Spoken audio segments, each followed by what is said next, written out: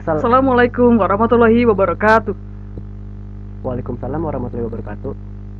Saya dari perwakilan kelompok 3 ingin mempresentasikan materi statistika, yaitu kemiringan keruncingan distribusi data dan angka indeks materi 4 dengan nama Raihan Amal Fadila dengan NIM 13190443 dengan partner saya. Puji Rahayu dengan NIM 13190508. Pengertian kemiringan distribusi data atau skewness merupakan derajat atau ukuran ketidaksimetrisan atau asimetri suatu distribusi data. Ukuran kemiringan distribusi data adalah ukuran yang menyatakan sebuah metode distribusi mempunyai kemiringan tertentu. Apabila diketahui besarnya nilai ukuran ini, maka dapat diketahui pula bagaimana model distribusinya. Apakah distribusi itu simetrik, positif, atau negatif. Kemiringan distribusi data terdapat 3 jenis, yaitu simetris, menunjukkan letak nilai rata-rata hitung, median, dan modus berhimpit berkisar di satu titik. 2. Miring ke kanan, mempunyai nilai modus paling kecil dan rata-rata hitung paling besar. 3. Miring ke kiri, paling kecil, mempunyai nilai modus yang paling besar dan rata-rata hitung paling kecil. Pengertian distribusi data dan angka indeks. Pengertian keruncingan distribusi data, tinggi rendahnya puncak suatu distribusi data terhadap distribusi normalnya data. Keruncingan distribusi data ini disebut juga kortosis. Ada 3 jenis derajat keruncingan, yaitu A. Leptokurtis relatif tinggi, distribusi data yang puncaknya relatif tinggi. Mesokurtis, distribusi data yang puncaknya normal. Yang terakhir ada platykurtis, yaitu distribusi data yang puncaknya terlalu rendah dan terlalu mendatar. Pengertian angka indeks. Angka indeks adalah suatu angka yang dibuat sedemikian rupa sehingga dapat dipergunakan untuk melakukan perbandingan antara kegiatan yang sama. Produksi ekspor, hasil penjualan, jumlah uang, dan sebagainya.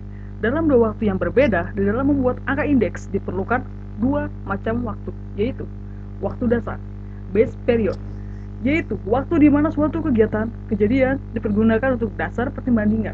2. Waktu yang bersangkutan atau sedang berjalan, current period, yaitu waktu di mana suatu kegiatan akan dipertimbangkan terhadap kegiatan pada waktu dasar.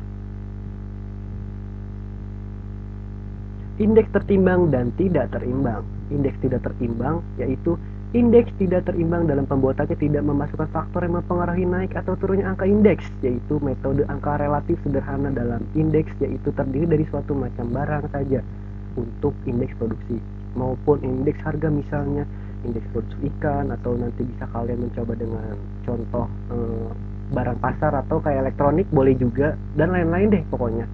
Rumusnya kurang lebih seperti ini. Rumus L T sama dengan PT per dibagi P0 kali 100%. Keterangan P0 itu harga barang pada jangka waktu dasar tertentu ya. PT itu harga barang pada suatu waktu lain. IT itu indeks harga barang. Indeks tertimbang.